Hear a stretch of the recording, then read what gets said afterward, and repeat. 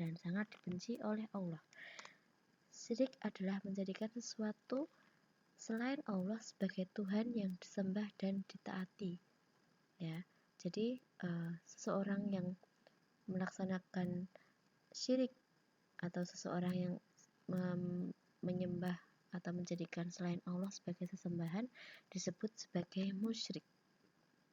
Contoh perbuatan syirik ini banyak ya, seperti salah satunya mendatangi tempat-tempat yang dianggap keramat untuk meminta pertolongan. Terus kemudian menyembah berhala, memohon pertolongan kepada selain Allah.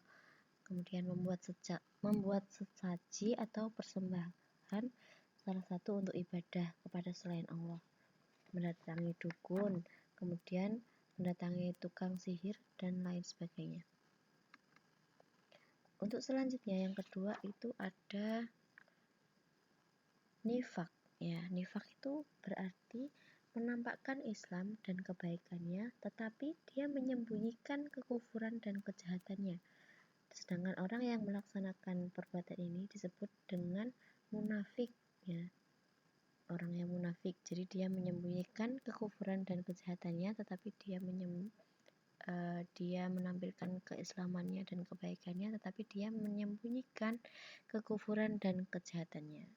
Sedangkan yang ketiga, hal-hal yang dapat merusak ketauhidan yaitu kufur. Kufur adalah secara bahasa itu menutupi, sedangkan secara istilah adalah mengingkari suatu bagian dari ajaran Islam. Nah, orang yang ingkar terhadap ajaran Islam disebut dengan kafir. Oke, terima kasih. Itu saja untuk materi pada pagi hari ini. Silakan anak-anak semuanya diperhatikan dan juga jangan lupa untuk dicatat di buku ya. Untuk 2 subbab ini semoga bermanfaat. Kurang lebihnya Ustazah mohon maaf. Billahi fisabilil haq fastabiqul khairat.